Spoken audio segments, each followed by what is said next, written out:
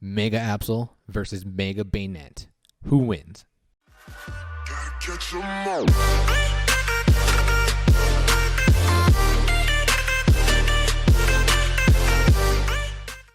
What's good? It's your boy Rico. Welcome back to another episode of Pokemon Duel. And can I just say, this just feels really good. Like, we're making a video from scratch. I see the whole layout. We got Pokemon Duel open, and I just think it's amazing. I kind of want to just tell you guys what I'm going to be doing with this channel. I still love covering Pokemon Duel. I think I want to do more Pokemon Duel content, even though the game is gone. I've been having a lot of fun rating each figure in the streams we've been doing about once or twice a week. I think we have about 2 episodes left, since there's like 600, I believe 46 figures that we're going to be rating, or we have been rating. And last stream, we came up with this discussion: who was better, Mega Absol or Mega Banette? There was an argument because Tarvold is most notably known for using Mega Absol, especially towards the end of Pokemon Duel. He says it belongs in the S tier. We believe that it belonged in the A tier. But then we just came up with the discussion because Mega Banette was next, and we were like, I said I would rather use Mega Banette than I would use Mega Absol. So what we're going to do, we're going to bring a new series to the channel. It's going to be like a figure versus a figure, or deck versus deck, or plate versus plate, or best design, or top 10 S tier figures. I'm not sure yet. If you have any other ideas, please let me know in the comments below. Like I said, I'm just going to continue to cover Pokemon Duel because I missed the game. You guys missed the game. And until something better comes along, we're just going to use our imagination to figure some things out. So what we'll do here is we'll talk about Mega Absol, everything Mega Absol can do. Then we'll talk about Mega Banette and everything Mega Banette can do. But what it really comes down to is which is the better standalone figure. Which figure can hold its own in any deck. All right, so let's jump in. We'll start with Mega Absol. Awesome design, by the way. This design just looks so cool. So let's take a look at Mega Absol, what it can do. Let's start with the ability, Intimidating Aura. Intimidating Aura. If this Pokemon is on the field and is not affected by a special condition, the opposing player cannot use plates. Your dark type deal plus 20 damage. It's a pretty good ability. What people would do when this thing first came out, they would Mega right away. They would have the land, like the Shaman land form, and then you would just have this unlimited Mega. The opponent cannot use any plates. It's pretty devastating. Now let's take a look at the wheel and its MP. It's like it has really good movement mobility. It has good mobility. Yeah, it has good mobility. Sorry, it's been a while since we played Pokemon Duel. Anyway, it's got 3 MP, so great mobility. And the wheel, Swords Dance. We know what Swords Dance does. It just doubles the attack. So if it hits Swords Dance and hits Sucker Punch, it does 180 damage. Except for when you Mega Evolve. Let me just make sure my math is correct. If you hit Swords Dance into Sucker Punch, I believe the maximum damage would be 230 if it's chained 10. If it's not chained 10, it would hit for 220 because it gets plus 10 for evolving, so it's for 100. Swords Dance makes it 200, and the ability plus 20 hits for 220. I believe that's right. I don't know my math. Please correct me if I am wrong. But yeah, 0 miss at level 5. It does have a small dodge. So that is kind of a, I don't want to say like a hindrance, but we do have to consider there's a chance you can hit dodge and nothing happens. So let's see. What's good about the Mega Absol with the wheel? We'll start with the wheel. Sucker Punch, it's a gold. We were purple heavy towards the end of Pokemon Duel, so that's something to consider. Ice Beam, also something to consider. If it does get out damage, then the battle opponent is going to be frozen. But this thing hits for above 220, 230 if it's chained minimum damage, which is very high. It's pretty good. So now let's talk about how Mega Absol was used. We'll use Tarvold, since he's the one who thinks Mega Absol belongs in S tier, and he does have a compelling argument. What he would do is he would rush with this thing automatically. He would have the Wash Rotom, turn everything to water type, then you'd be able to move through water types. He would rush immediately on the goal. He would he'd take the entry point and then DC the goalie if it wasn't Vibrava. And if he got the win, or if he got the roll, then the opponent couldn't goal block. So the opponent had to rely on whatever they had on the bench to try and take this Mega Absol out. And like I said, it could out damage it, it's got gold, or it could freeze it. And then another thing that was most notably towards the end, I want to say roughly towards the end of Pokemon Duel, is the force remove plate kind of became popular again. So what Tarvo will do, he would lock down both entry points, and then he would force remove and eliminate something from the duel. Fairly good. What else can make Mega Absol pretty good is if it was like in dark decks. If it was in a dark deck, most people would run Evolta, and Evolta has the ability that prevents ghost Pokemon from moving through them. So if you're going up against a ghost deck and you had Mega Absol and Evolta, I would probably go with Mega Absol. But I think that's all we covered for Mega Absol. Now let's go into Mega Banette. Alright guys, Mega Banette. It has the Spiteful Maze. This Pokemon can MP move through other Pokemon on the field. Great mobility, 3 MP, and it can move through figures. The gold attacks of this Pokemon's battle opponents become white attacks. So Sucker Punch becomes white. This Pokemon deals plus 10 damage for each of your Banette and Shuppet that have been knocked out during the duel. Your ghost type Pokemon deal plus 20 damage. So let's take a look at the wheel. It's got Curse, Shadow Sneak, and Knockoff. Now we know what Curse can do. It's only a 1-star purple, but it'll be a 2-star purple when you Mega Evolve.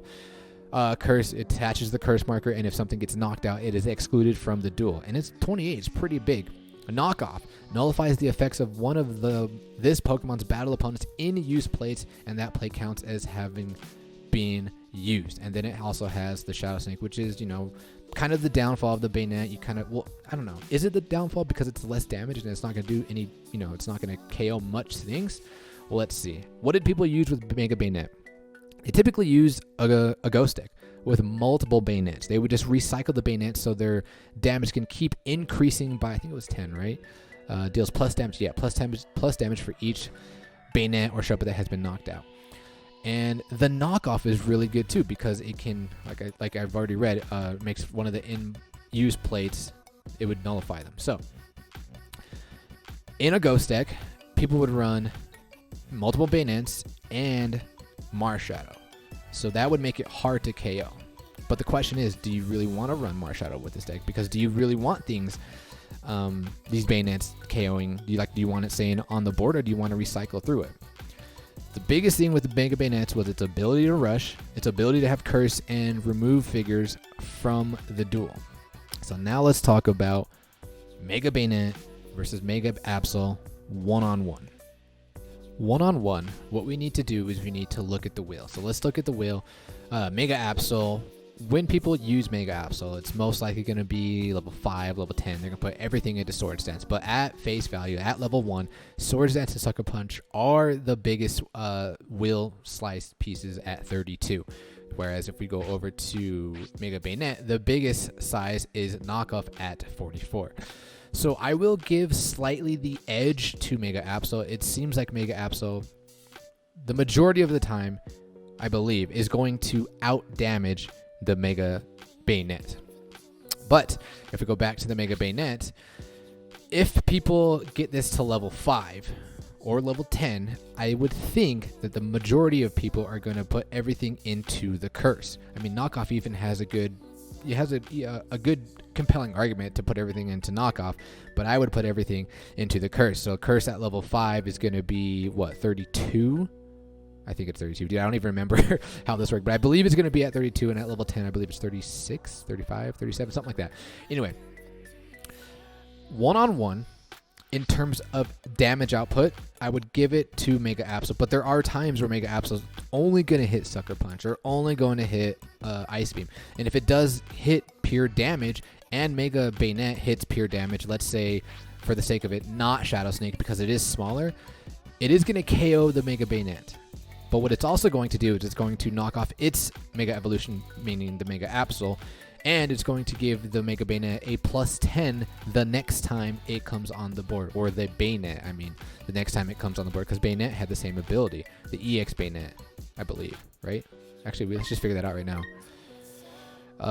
Building Spite. Yeah, it's got Knockoff, Imprison, and Destiny Bond. This Pokemon can't be moved through other Pokemon on the field. This Pokemon deals plus 10 damage for each of your Banette and Shuppet that have been knocked out in the duel. So yeah, after it gets knocked off, it'll keep, or after it keeps getting KO'd, it'll keep getting plus 10 damage. But also, if it does hit the Curse, then there is a chance where you can DC and attack the Mega Absol and hope that it doesn't hit Swords Dance, and you can just eliminate the Mega Absol right there. Oh, look, there's a little... It's like shiny. Do you see, guys? You guys see that? Or it's black. That's weird. Anyway, Okay, now it's like just freaking out. This is weird. Okay, so now we talked about one-on-one. The amount of pressure that Banette can do, I mean, it can move through you and it can threaten to take the game right away. I mean, it puts you in a better position automatically because it's 3 MP and it can move through figures. It just puts on a lot more pressure than Mega Absol does, just figure versus figure. Now let's talk about their Z moves. The Dark Z move, what it did was it halved your Z gauge. And then what the Ghost one did is it made you -1 MP. Who does higher damage? Well, the Mega Absol. So what Mega Absol is really good at here is maximum damage. It does have gold, which is nice, a large gold. But when you put these two against each other, I would give the edge in terms of advantage, board advantage, and pressure in favor of Mega Banette. Now let's talk about deck versus deck. You have the Dark deck versus the Ghost deck. I would give the advantage to Mega Absol because Mega Absol, most people are going to either have an Evolta or the Dark Energy. Was it Dark Sphere? I think it did the same thing. Well, not the Sphere and the Energy, but the Dark Sphere, I believe, did the same thing as the Evolta's ability. So I would give the edge to the Dark deck because in the Dark deck you'd run Evolta, you'd run Mega Absol, you'd run Sableye, and this completely shuts down Ghost from rushing and taking the entry points and applying any sort of pressure because of the ability. But remember, we're just going figure versus figure. Which one is the better standalone figure? So the deck, I would give Absol. 1 versus 1, I would give Mega Banette. Now in any deck, what would you rather use in Mega Absol or Mega Banette? Well, for this one, I'm going to leave it up to you guys. Something else I forgot to mention, which I think you guys should consider, is status. Let's say burn or paralyzed. Whose will is better? Whose will is more reliable? Well, we'll definitely give that to Mega Absol because it does have a small dodge. Like, remember I mentioned earlier that we have to factor in it hitting Swords Dance and then landing dodge and nothing happening. Well, if this Pokemon is status, then it only has a small miss, whereas Banette is going to have a larger miss. So something to consider. So to recap, Mega Banette, apply pressure because of 3 MP and the ability to move through figures. The will, Curse, can attach a curse marker and KO something to eliminate it from the duel. Knockoff can nullify your in-use plates. Z move, -1 MP. Now let's go to Mega Absol. Plates. Cannot use any plates when it's Mega. Mobility is pretty good. It's 3 MP. Can't move through figures, but it can still have 3 MP. The wheel. Gold. Large gold and Ice Beam to freeze if it does get out damage. So very high high damage output. And the Z move halves your Z gauge. So think of every deck you guys ever played against. Would you rather have Mega Absol or would you rather have Mega Banette? Please let me know in the comments below what you want to see next, what figure against what figure you want to see next, or what deck versus deck you want to see, or plate versus plate, or, you know, like we mentioned earlier, the top 10 A tiers or top 10 S tiers. Please let me know in the comments below. But until then, ladies and gentlemen, as always, peace.